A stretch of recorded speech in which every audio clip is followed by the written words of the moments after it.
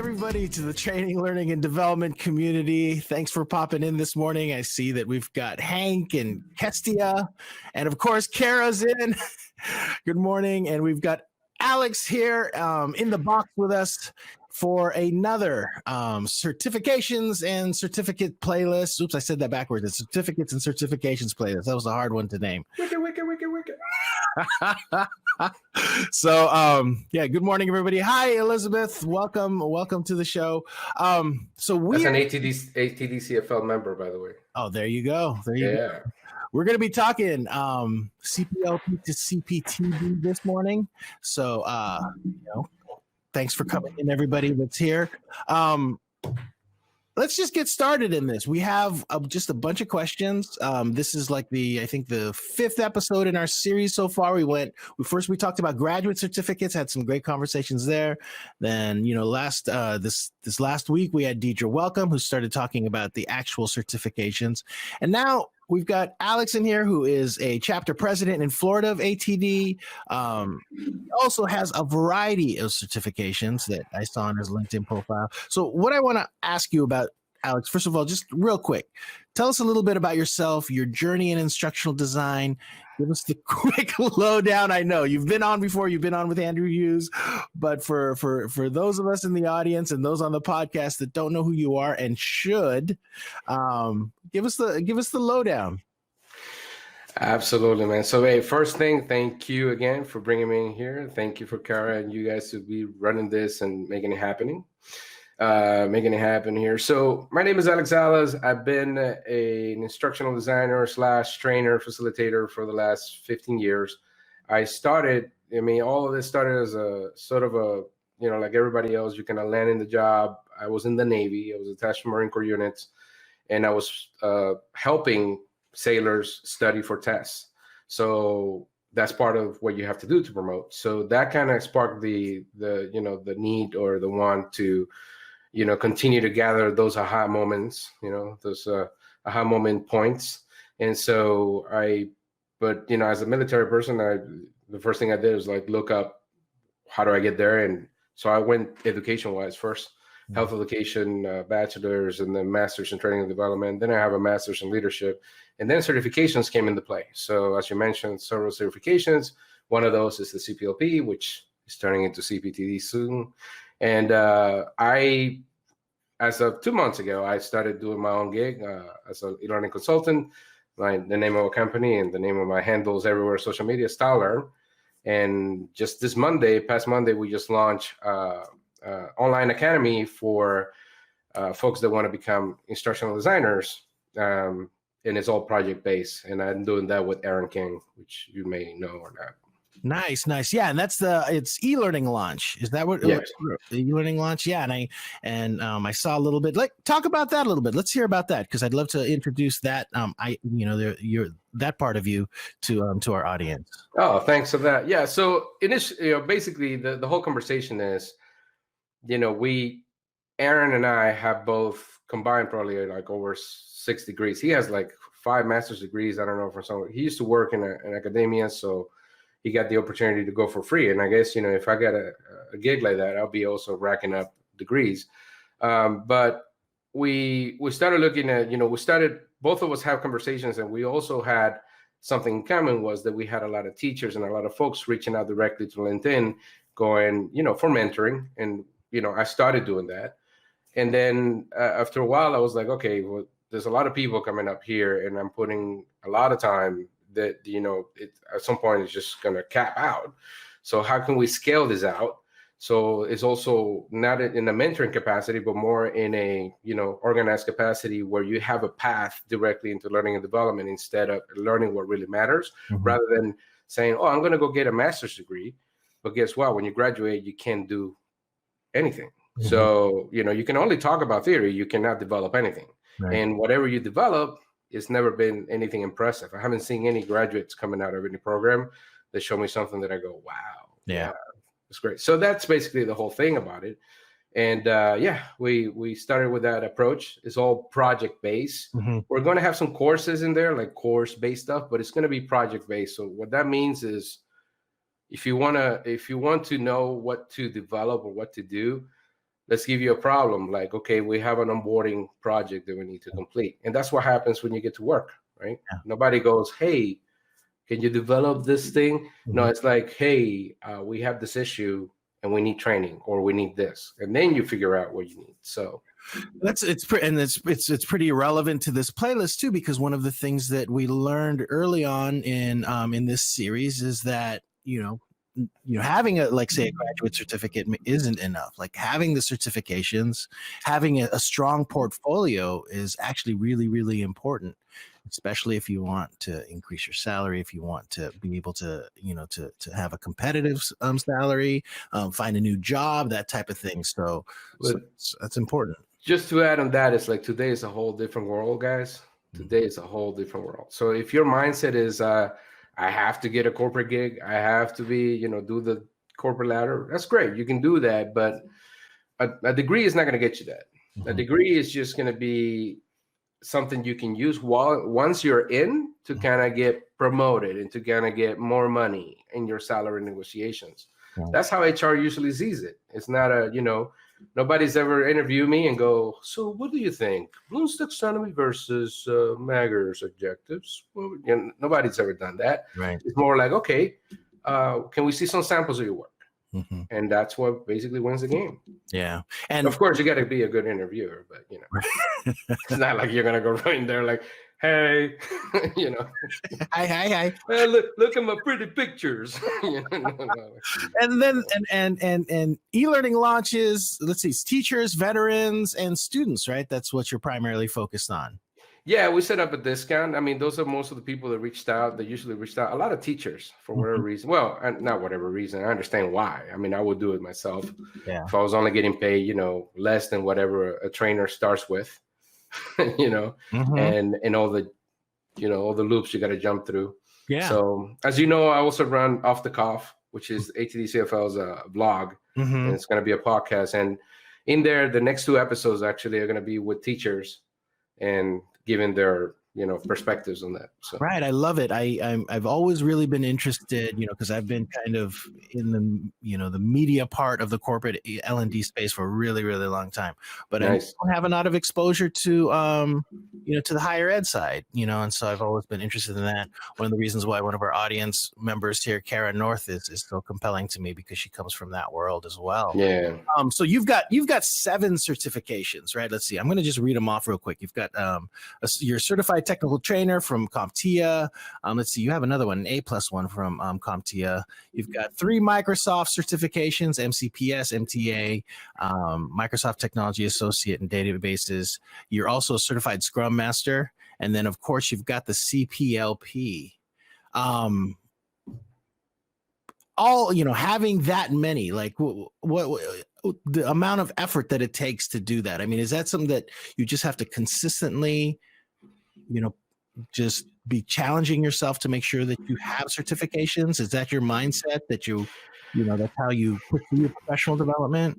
In a way, yeah. I mean, from one perspective, I guess the military background kind of helps from that perspective, because in the military, that's usually how things worked out. And what I love about the military is that most of it was based on merit, right? So whatever you can do, not so much how well you can hang out with people and how people like you and stuff like that, which is usually what you see in business. Right. So a lot of people in business promote, they don't know shit, but sorry, is this right? PG-13 or okay? So they don't know ish, but they can definitely talk to people and make people friendly, so they get promoted. So, and that's fine. And, it's a game. Everybody plays a game in different ways. But in the military, you rank up things, and there is the element of the human element where people need to like you in a way. So, but a lot of it is that. So you go take courses. You it's all on you. It's not nobody. You don't wait for your supervisor to go, hey, go take this course and correspond. There were correspondence courses. I mean, talking back in the 90s. Right? So like, you got a book. You read the stuff, you fill out the tests and whatever, you send it in the email, in the mail. So yeah, but I mean, that's what you did. And so when I got out, I was like, I learned through my graduate program, I learned the value of certifications in a way. There was a lot of discussion around that. And if you think about it, certifications have a specific thing. It's a niche versus a degree, right? A degree is all over the place, and a degree makes you a researcher, most of it, right? So if you think about the conversation in academia and a degree, and is, hey, give me $2,000. I'm going to tell you which books you need to read, and then you're going to write a paper on those books. And then, of course, if you're doing a PhD, it's a whole different game. And that's what Kara is doing. You have to defend it's a whole different process. Right. But from the beginning, they're teaching you to be a researcher. They're teaching you to look things up, what really matters in research. So certifications are different because certifications actually address set of skills. But the problem is some of them are just based on tests. And the tests are not, they're cognitive tests. So that's no value. That's just you showing that you can remember something so you can go take a test. Yeah. So that's the value there. The CPTD, the CPLP has a practical component in the test. And the CPTD is changing that, but it's still going to be, based on experiential stuff. Like scenario-based stuff. So no, this is great, and this isn't anything that we've covered before in any of the other episodes. So I love that you're mentioning this. So out of these certifications, is there any that are of what are the? Kara says, "No shit, don't get me started on this." It's true. They don't know shit. But no, I wanted to say something before this question because you asked the question of certifications. You also got to think that 7 certifications is not. It's not it's like an accumulation of time over time, right? So I got my A+ computer stuff because I was interested in working in the IT industry in learning and development. So I figure I need to know how things work and I always had an interest for being technically able. So that's, and then from there, CTT+, that's a certified technical trainer. And you actually have to submit a video of you doing a class. So it's not, it's not just a test. So there are some cool certifications out there. Anything like out of the group that you have, what has proven to be the most value to you? Well, I say the CTT+ has been great because because I wanted to be I wanted to start an ILT. I wanted to be an ILT, a facilitator type of thing, it's like that. In terms of value now, the CPLP has been a badge more than anything else for me. And that's my own experience because I haven't really gone after employers that have a CPLP. The CPLP does have a set of prestige within the group of people that see it, that know it, right? Like Ken was mentioning. Not many employers know it. Well, yeah, not many employers know it. And also a buttload of employers know it. Yeah. But there was also, if you go back, I don't know, 5-6 years, there was only like 2,000 CPLPs in the whole world. And now it's like maybe over, I don't know, maybe 3, maybe, I don't know. So, so that will continue to change. Value, the conversation of value is something that, again, goes back to what we were talking about before, which is you need to have a strategy on what you're doing. Because the CPTD or whatever it is, whatever certificate, CPTD is like tip of the iceberg. Right. There are other certifications out there that cost you $5,000. This stuff only costs you like, I think 900 or so, not even breaking 1,000. If you consider the training, it's a little bit over 1,000. Yeah. So it's, I can tell you that the knowledge that you will experience through that is graduate level knowledge. So if you don't have a master's degree, you're going to have a little bit of a hard time doing it. If you have a master's degree, you're going to roll in there and be like, oh, I know half of this. Let me see how they want me to know what it is. Right. So, and you are playing a role in this in the CPTD, right? So since I'm a chapter president, I was chapter president last year and I get to be chapter president this year. I've been involved in different areas of ATD and what it's doing. I'm going to be over at NICE hanging out, volunteering over there and whatnot. But for the CPTD, They redid the tests. They actually, they rewrote the test because it used to be 2 tests and now it's only 1. And I'm going to be part of the team that's going to be reviewing the test items. Okay. Excellent. And so with that, let me just get into, just sort of some of these more specific, but really, really sort of general questions that that we have here in our Q&A section here. Sure. Now, can you tell us a little bit more about what exactly is the talent development capability model? So, well, that is the replacement of the competency model. And essentially, it's actually a pretty cool thing that ATD is doing. That I got to give them props on, because before they did the competency model, and it was just like, all right, hey, here you go, competency model. And then we based everything that we do out of these 10 areas of expertise, right? And then you had things like technology, learning technology, or, compliant, whatever, all the different competencies that were there, like coaching, stuff like that. And so it was very general. And this capability model, kind of, if you look at it, if you go online and check it out, they thank you, Kara. They basically condense things into 3 different areas. And capability, one of the things that I had an issue with was the whole thing about, okay, capability versus skills. What is that? Because I mean, if you go look at definition in Google, it's the same thing, like capability, skill. Yeah. But the way they explain it is like, look, it's a broader scope, again, on what the profession needs, not only now, but in the future. So every 5 to 7 years, they're going to come back to this and refine it, because the world keeps changing. And there's still an appreciation for, the human element, what I call the human element. A lot of people call it soft skills. Some people call it core skills. But, it's just basically your ability to be able to talk to people and not come across, as an a-hole all the time, which, I do well. But some people care, some people don't. No, so it's the human element, the learning pieces of the business, all the dynamics involved in those 3. So that capability model kind of encompasses everything. But also what they did is, if you are a member, you will get to take this assessment, which actually goes through the capability model. And it's like, I think it's like 100 questions or more or something like that.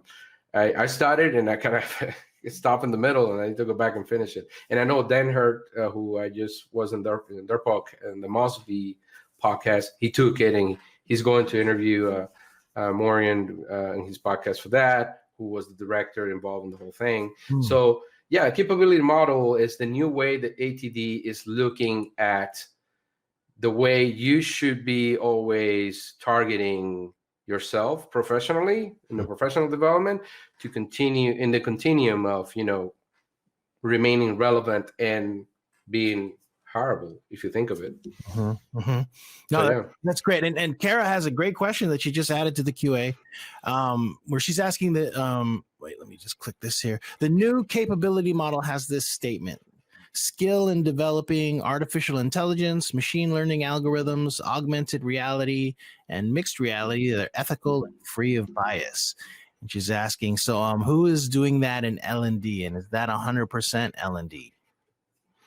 It's not 100% L&D, and that's the main thing. So if you look at the talent development capability model, it's about talent development. So it's hard if we are focused on L&D, which is just learning and development. And sometimes, we get in semantics in that conversation. Right. What do you mean by learning and development? Like learning and organizational development is learning, training and learning. That you want likes and views in LinkedIn, just put that question out there. You'll see. You'll be popular. Yeah. Training is learning. Oh, here comes the Illuminati. So here's the thing. That the AI and the machine learning and all that, there are some people doing some of that. And I guarantee I can probably make some kind of prediction that people like Visa will be doing that, or MasterCard, stuff like that. Like Visa has already shown how they are ahead of the game by doing a ton of work in XAPI with Watershed. So they yeah, exactly. So they are, they're ahead of the game in that way. But the other thing I tell people is like, don't get it twisted because you see brand. A big brand doesn't mean they got their crap together. Mhm. You can have a big brand and it's all about sectors and what department is doing what. The bigger the company, the more broken up there are, and there'll be like maybe 20 people in one department. They're doing awesome shit, Mhm. and then the rest of them are like, oh, let's do just classes. Right. And no, let's put it all in the LMS. So Yeah. Yeah. Deborah's saying, ain't that the truth? And, and Kara actually has a good point here. She felt that the competency model tried to be everything to everyone. ATD's membership base spans from coaches to HR to IT professionals. It's hard to make a one size fits all thing. And yeah, ultimately it is kind of a business. And so they were trying to, to encompass a really, really large audience. And that's tough. It really is. it is, and it's also the fact that that it's hard to say because a lot of people had issues even with the change of branding and the change of direction. So Mhm. talent development, I mean, the first time I heard that, to me it felt more like HRC, like completely on the HR side. And so I had no interest in that. I'm not an HR guy. I'm not interested in HR stuff. Mhm. So when you looked at things like coaching, or it's like, okay, coaching, how am I using that as an instructional designer? Who Right. am I coaching Yeah. now? Perhaps the communication skills I can use when I'm dealing with stakeholders Mhm. and businesses and stuff like that. But unless I'm running a team, and maybe coaching can, it wasn't relevant. So today, now you got the capability model, and you could be like, oh, okay. And the AI, machine learning, and all that stuff, I mean, that is the future of e-learning. So, Mhm. and there'll be new positions created out of that. So, Right. So just my a personal observation I have. My day job, I work for a really big learning media company that deals with AI and deals with data science and machine nice. learning, and and it's O'Reilly Media, and all of these things are really, really specific. And so when we're dealing with, when we're looking at subject matter and looking at even, creating marketing for those things, it's actually pretty easy to figure out, like, this is what we're going to talk about. But then when you're talking about L&D, it can be so abstract and so vague. And at the same time, not much has really changed over the last, like I got into it like in 2003. It's kind of been the same thing, since the start, like, especially like on the e-learning side. So yeah. Well, let's get real, right? Like, we're here, let's do it. So let's get real. Um, L&D people are not in any way the best example for this type of work. Some of us are. Some of us are all into it. Some of us have done research in AI. Some of us have done stuff. Some of us even tried. Some of us actually develop AR and VR stuff. Mhm. But you can count probably in your hand the people you're going to meet in L&D that are doing this stuff. And Mhm. then when you go on LinkedIn, there's a bunch of people that come across, and they're always crapping on technology. So if you're always crapping on technology and you're going to be technology averse, how the hell do you expect to have the disposition to learn how to use these technologies? Because they're technologies, Right. right? So AI is a big spectrum, my man, and you know that, Mhm. Ben. So if you're working with a company, it's a huge spectrum. So at the deep end of that spectrum, you got deep learning and neural networks and reinforcement learning. And none of that is going to hit. I don't think that any of that is going to hit L&D until the business has already taken advantage of that. Right. Right. So you think about it, if you own a company and I tell you, hey, here's the technology that if you spend $2 million, you can have cameras analyze people facial recognition, blah, blah, blah, and submit it to drones in the air and all over the field and all that. And then that will give us insights on what's going to happen next. You think I'm going to go, oh yeah, that's great. Let's put it on the e-learning team. They're definitely the ones that need to use it. Right. No. Right. No, I hear you. So let me just get back a little bit to the CPT. What's the biggest change from the CPLP to the CPTD? It's a lot of people are confusing it. So one thing is they think that CPLP is gone and forever done, It's just a change of name. So it's a change of name for one thing. There are some changes in the structure. Like I said, 2 exams is going to 1 exam. And then the scope, right? It's a more targeted, redirected scope on it. So because of the model being changed as well. So you got those elements coming together, and that's basically what you have there. But it's not, for one thing, CPLPs right now don't have to do anything. You wouldn't have to jump through a lot of hoops to maintain a CPTD status. It's just April Fool, we're going to be CPTD, April 1st. Okay. Which is actually the 20th anniversary of my marriage. Oh, congratulations. Throw that in there. You just want to make sure you remember that. I was walking my wife we were married on the beach. So on the walk to the beach, I kept saying, I'm just kidding. April 1st. Yeah. I really enjoyed that. It was funny the first 10 times. Yeah. Oh, it's hilarious. So, but why do you think? Okay, so we actually talked about this one, like why the change. So we've already discussed that. Let me get that on my list here. And then you actually mentioned, how this does affect people that currently have the CPLP. It really is it's just switching over, right? So people that currently have the CPLP, it's now going to be the CPTD. Yeah. So certified professional in talent development. Mm-hmm. Okay, great. So it used to be learning performance, and that sounded cool, because learning and performance. Yeah. But the way they look at it is, it's limited if you name it that. Now I can say I'm a CPTD, so I can go anywhere I want to go. Yeah. It's not just learning and performance stuff. And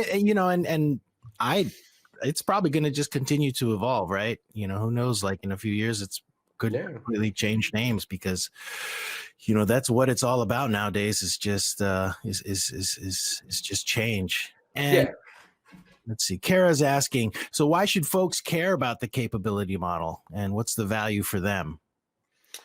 Well, so why care about the capability model? That's a great question. I mean, why do you care about anything else? It's a matter of subjectivity. It's a matter of what your goals are.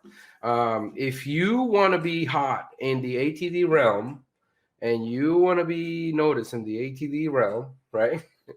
And that means the employers are in there. I mean, if you look at it, ATD is like the largest organization for talent development in the world, and it's going global now. So, fasten your seatbelts. So they're going to expand stuff to Latin America, and you can see it already. It's China stuff and all that. So if you want to be hot in that game and noticeable, then you need to be in things that they're recognized, badges, and, they are recognized. I mean, if you think about it, it's almost like a gamification thing, right?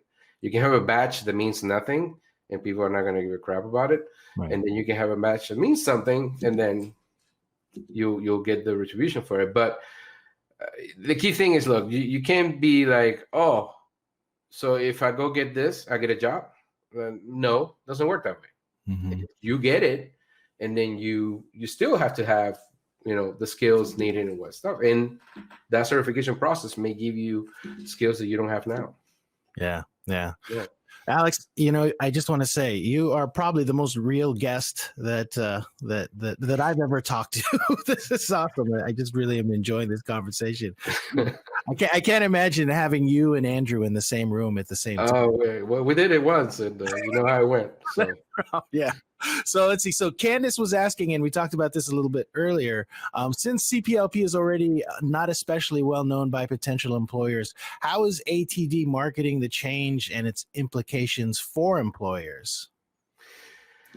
Well, the change, it goes back to the whole thing again of how you want to,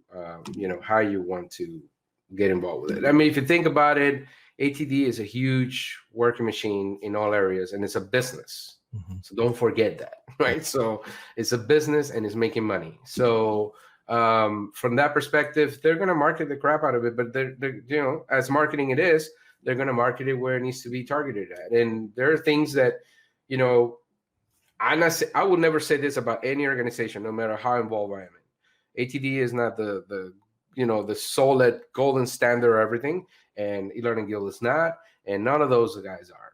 The standard is in research. And if you know your science and you know your research, then you'll be able to do what your company needs to get stuff done. Certifications are just a game for you to get in specific groups and get the advancements that you're looking for. But if you're going to get a CPLP to go be a training and development specialist or talent development specialist in a company that doesn't give a crap about it, you're wasting your money. Right. I experienced that. I used to work at Dell. Yeah. Dell didn't care. So no, that's great. And like I mentioned to you earlier, Deidre Welcome, our last guest on this particular playlist, it talked about when she does any hiring, and she's a consultant, and I think in Maryland, she actually, whenever she does see somebody that has a CPLP on the resume, she will actually put them in the short list to bring them on. And so it does matter to some employers. Yeah. I mean, that's the key of the game, right? I mean, there are different reasons why you would get a certification, and there are different reasons why you would get a degree. There's different reasons why you would get a PhD. Kara can tell you that there's some crazy stuff she's trying to do, and it's hard work, and it's all of that. But in the end, I don't think she's doing it because she's going to get a PhD, the letters behind her name, and everybody's going to go, oh, it doesn't matter. That doesn't matter. What matters is the sacrifice she's putting in and whatever she values, right? To be the end result. So yeah, there she is. She just says in chat, it's not fun. Yes. It's all the passion that you have for L&D, Kara. That's you're out there going out. Yeah.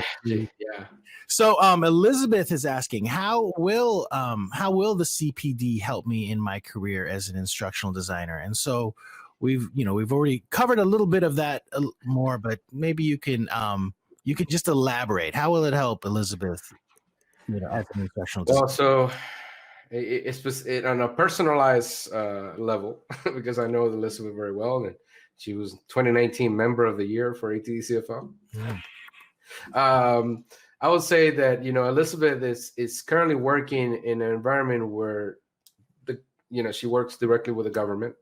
Or contracting with the government, and so it's I think she already knows a lot of the stuff that is part of becoming a CPTD or CP before April 1st CPLP. But in CPTD, what it will do for your career? Well, what it will do for your career is actually validate a specific set of skills and knowledge. But again, that specific set of skills and knowledge only matters to the employers that are looking for it.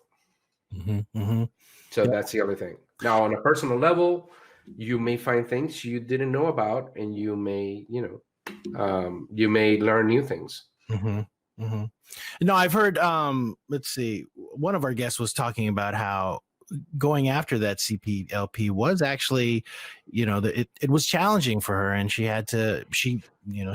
was able to, to up her skill set just by going through the process. And so that part of it, she really did appreciate.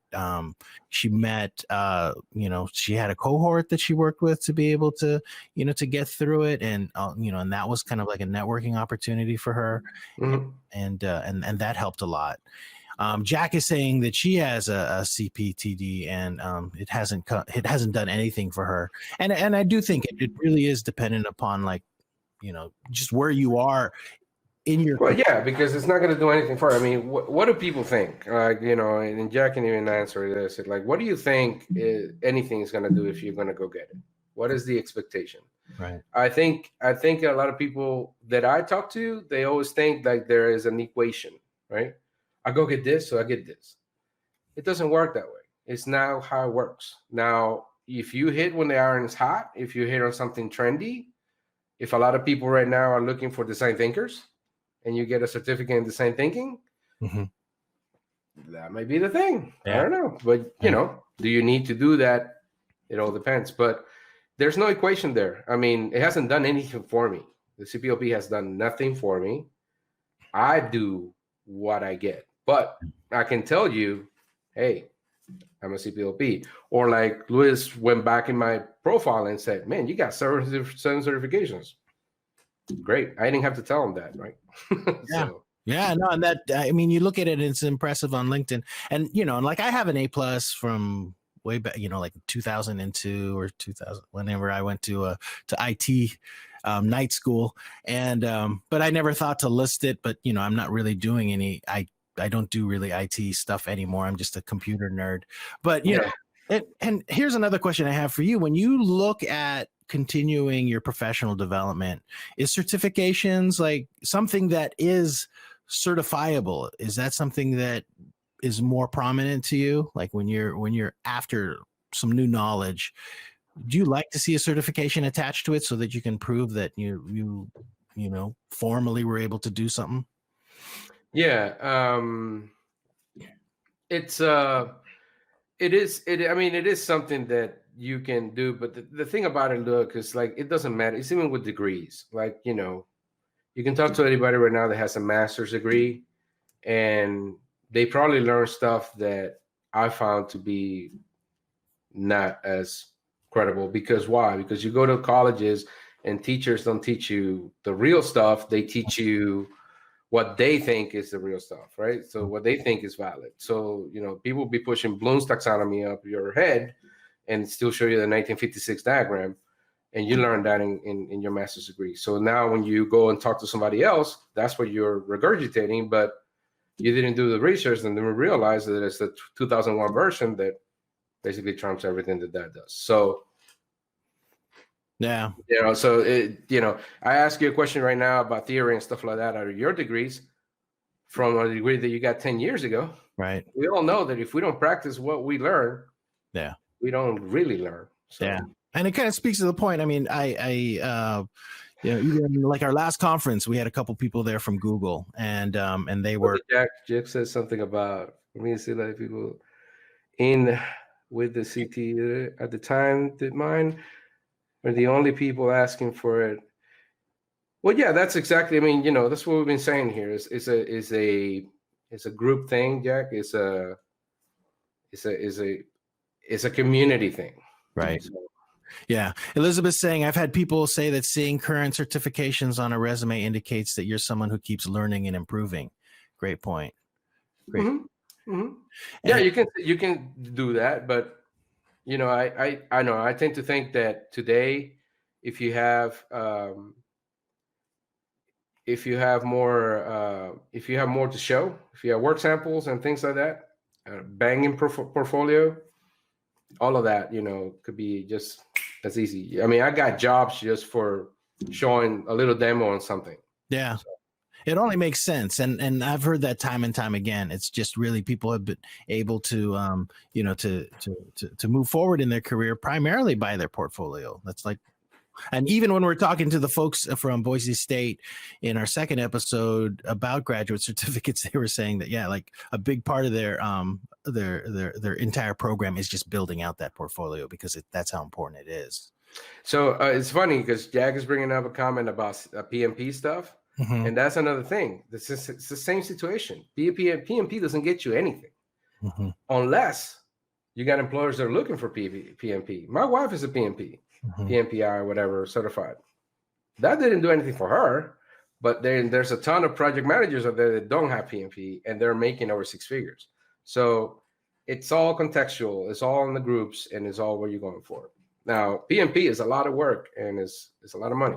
Mm-hmm. So. Well, like I was going to say earlier, I had a couple of Google employees at our last conference. I was talking to them. I'm like, what's your backgrounds? One was had a marketing degree and the other one had an English degree.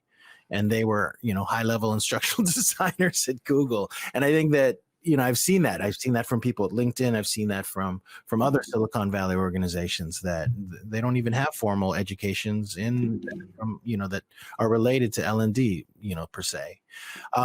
Let's see. So Kara, I think, added a couple questions here. Oops.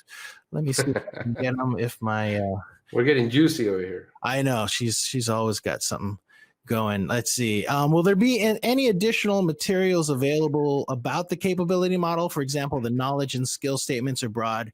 Having a boundary or how they are operationalized would help me make more accurate choices in how much I know about each? Yeah, well, the key thing is the assessment. So that's going to be the biggest thing. Let me pop here an email that I got. See if I can pop a link. But in td.org, there's a post from the actual person that was involved in the whole design of the model and the competency or the capability and what do you call it, the certification. So which is who is, it will be later. Morgan, forgot her last name, but so if you go to td.org, you'll find a lot of the information. They'll be releasing it there. Primarily, I'd say that assessment, the assessment is a pretty cool thing. I started taking it, and at first I was a skeptic, but yeah, there you go. So I think you did that, and then there's this right here. Right. So, and that is the author of that is the person that actually run the whole thing, that was part of designing the whole thing and was in charge of designing the whole thing. So, Excellent. So primarily it's going to be that assessment that you can take, and then the recommendations it's going to give you. And it's going to highlight where you have, perhaps weaknesses and whatnot. I know some people like to hear opportunities, but it's like, look, if you can deal with the fact that you got strengths and you got weaknesses, you'll be better for yourself. Yeah. So yeah. So yeah, it's going to highlight those things, and then you'll be able to kind of take some steps on that. But again, you have to be I was saying this is you have to be a believer in things. You have to go into it what it is. None of this stuff is going to equate to anything. Mm-hmm, mm-hmm. It's not an instantaneous thing where you put money in, time, and now you got something. It doesn't. So yeah. I mean, I know guys out there, for example, Devlin Peck, hell of a developer. Mm-hmm. He got maybe a degree, but he doesn't have any, and he does some amazing work. So, and there are many others like that. So yeah. No, I just happen to have the degrees, but anything, and the reason why we launched the academy is because everything I learned from when I make money from has nothing to do with what I got in degrees and certifications. So, right, yeah, I got to tell you that. I got to be honest. No, that's totally true. No, that's even for myself. I mean, this whole thing, the whole concept of certificates and certifications has kind of been mind blowing for me. Just the whole idea of it, and so it's been a great learning experience going through all this. Kestia is asking, I would like to build my portfolio. Any recommendations on some good ones to look at? It's funny. I haven't looked at portfolios, and that's something we're going to be looking into. I think a good person to look into for portfolios and how to set them up is Ashley Chazon. And I had her, it's one person I know that we can look up to in that perspective. She has done, spoke at different, has spoken at different conferences and all that, and kind of given that. I think in portfolios, if you want to look at portfolios and ideas, if you're thinking e-learning in general, you should be looking at web designers. Aside from people in L&D, but don't rely just on people in L&D. That's the key thing, because L&D is a compendium of interdisciplinary approaches. Mm-hmm. So if you're just looking at the people in L&D, if you're just going to learn StyleLearn for what I can tell you or anything else, you'll notice that what I'm doing is using a lot of web design principles, a lot of web design techniques. So it's all in web design. So go look at some awesome, go Google best freaking websites in the world, and now you get an idea. You start getting inspirations from it. Mm-hmm. And if you can emulate that, man. Yeah, you made some good recommendations. Let's see. I think you mentioned Tim Slade. Yeah, Tim Slade. Let's see. I've seen stuff from Kristen Anthony. I've seen Melissa Milloway. Kristen Anthony, yeah. Melissa Milloway. Put great stuff in her portfolio. So those are some excellent resources. It's a great practice. It's a great practice to have, because it's not so much about it's not so much about the first primary thought that one has. Oh, I'm going to make a portfolio. I'm going to get a job. It's about also sort of creating a journal of your creativity. Mm-hmm. So you're able to go back and go like, oh, I made that. Oh, I'm making this now. Wow. Alex, what's your portfolio like? I haven't touched it up. It's mostly storyline stuff. I'm on my site right now, StyleLearn.com. There's probably like 4 different samples, but I haven't really touched up that stuff because I've really been so busy with the academy that I need to go back and do that. But yeah, it's not and there's actually a page of freebies in there where you can get the actual files or whatnot. But yeah, I have 4 samples. What I have is, my site looks good in the sense of presentation, but in terms of a portfolio per se, you have to have that dedicated page that kind of breaks down the samples that you need, and think about the person that's going to view it, not so much what you are making. So not so much you being an artist, but more being what is it that you're offering that people will be interested in, and then having your kind of journal entries about it. So No, that's great. Looks like we got one last question here on the CPTD thing, and this is a good one just because you probably have more insight on this than most. Kara, of course, is asking. You talked about the test going from 2 to 1. Can you share more about what the test will be like if you have that info? Yeah, the test is going to be, I don't have the specifics because that's still in the works. Obviously, that's why I'm going to DC in a couple of weeks to kind of do that review, the test items. But the whole approach is, it used to be 2 tests, and I guess people got very, there was a theory or knowledge test, and then there was the skills applications, skills applications practice test or whatnot. So skills assessment, something like that, but it was an acronym, but it was skill based. So, if you think about it, one was about, Bloom's taxonomy is about blah, blah, blah, or whatever else. Right. And then the second test will be more like you have set up your class, your training class, and it's only about 3 weeks out, and this and this and that. What will you do next, or what stakes will you take in what order? So it was kind of like that. So it's kind of like you had to think about the things you knew, and then how to put those in succession. So I imagine that the test will be specifically in that realm, more based on the skills based stuff, with some sprinkles in the theory, but definitely probably less theory than anything else. Morgan had posted a great link. It looks like she says ATD is published. There she is. It's Morgan. Yeah. Published a talent development body of knowledge, which details what the knowledge and skills are, what they mean, and gives examples. That looks Sweet. like a link. There you go. That's the link. Let's see. Oops. Oh, so one more question here. Oh, no, that's the same one. All right. So we're done answering. I am selfishly going to ask you a little bit more about who you are, because I'm really curious about this. You have that YouTube show, and you're on YouTube a lot. If there's any one social network that I probably spend way too much time in, it's YouTube. I'm just curious about like first, let's talk about your schedule, what you do on there, pitch why people should be watching you on YouTube. Well, there's 2 reasons. The first one that started is the StyleLearn channel. And that was just my basic endeavor, really not trying to be a YouTuber at the point. It was more of me looking at different learning technologies, apps as a designer, and then the potential for them to be used.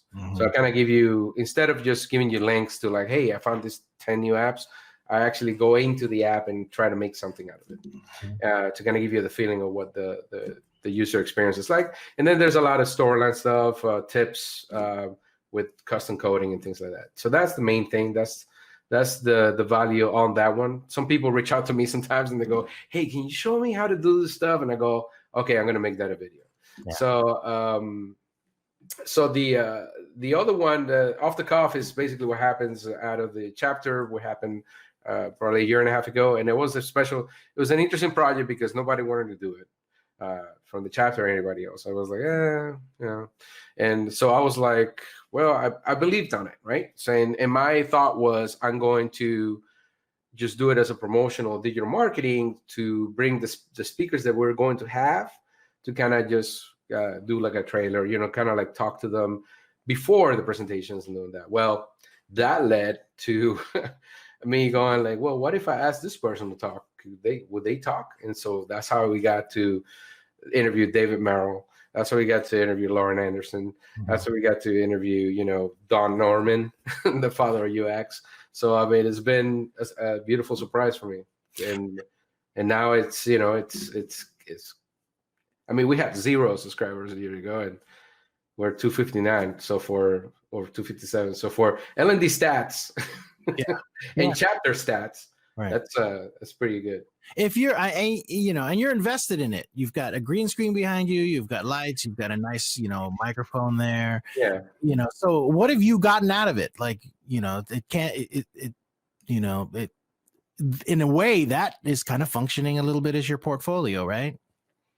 Well, I learned everything. I learned a bunch of stuff. I learned a lot from the people that I talked to, and from that end, that all the equipment that you see behind and stuff like that, that's stuff that I was doing already.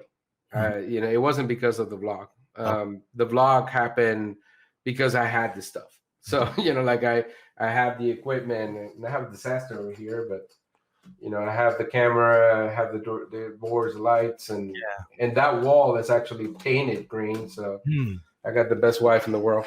So yeah, I was like, hey, I'm gonna stop using the thing, and I'm gonna paint the wall. I was like, what? Okay, whatever, do it. so yeah, all this stuff I learned by myself. Again, I was looking outside of L&D to learn this stuff. And then, some of it, and a lot of it I brought in back into people. And I think most of the people you see out there, they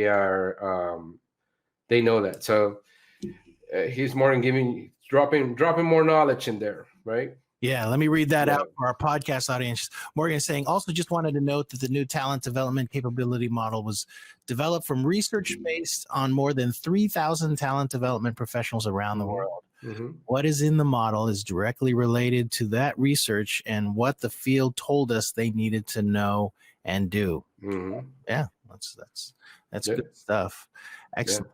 Okay, so I did type earlier where people can find you. If you want to add anything at all in chat, and I'll drop it in the notes later on. Feel free to do so. I'll be one of your new subscribers on YouTube. I just haven't done that yet. I got to remember to do that. And did you say you had a podcast too? Sorry if I don't. I'm turning off the cuff into a podcast. Actually, I did it already. It's on Anchor, and let's see. I can drop the link on that. But yeah, it's I'm turning into it. I think it'll be ready next week. It's only got like 3 episodes in there. Yeah. But yeah, it's turning into a podcast, and I'll be announcing it next week for sure. Yeah. No, it's great to hear. I just think that, even for myself, a big part of why I do TLDC is just exploring kind of these new media possibilities, and things are shifting, right? Yeah. I mean, it's like doing these things. The last message I want to give people is like, look, we're talking about certifications and we're talking about the stuff. It's like, we said that the value is on where do you see the value at? I almost see it like a hashtag, So if you're posting on social media and you pick a hashtag that only 3 people are looking at, that's not going to be as good as posting on social media and a hashtag that has 1 million people looking at it. So, it's you have to see the value of where it is and where it counts. And if that's where you are going to be involved in, then that's what works. As the same thing as if you are a freelancer and you have that certification and you speak at ATD conferences, 2 + 2 together, right? Yeah. So it's a great advantage. So, and I'm not saying really, as far as certifications are concerned, it seems like the CPLP now, CPTD is kind of the premier one. I know, what is it? There's the APLP, and then I know training industry has the MT or TM or something like that. I can't remember. Yeah. Well, if you want to be certified and associated with one of the largest organization in talent development in the world, then There you go. Alex, thanks so much for this conversation this morning. I really appreciate your time and you sharing your knowledge and coming back onto the broadcast with us. Hopefully we'll have you on again. This has been a blast. I really appreciate you being here. Hey guys, it's been a pleasure. Thank you guys for letting me be me. That's not something to stomach all the time. And if I see you guys out there, anybody that's been here, please make sure to reach out and we can take a selfie. All right, everybody, thank you. Just a reminder, next month we've got the storytelling playlist. I'm just really excited about some of the episodes we already have booked for that one. So take a look on the tldc.us website if you want to sign up for that. And next week we've got one more. We're going to be talking to Matthew Pierce from TechSmith about some of the TechSmith certifications. I wanted to bring someone that was kind of outside of L&D a little bit to talk about some of the certifications they offer. And we have a couple more. Oh, and we're starting the storytelling playlist next week. So with that, everybody have a great weekend. And we'll talk to you later. Thanks again, Alex. Yeah. Happy weekend, guys. Awesome. See you. See you guys. Wicked.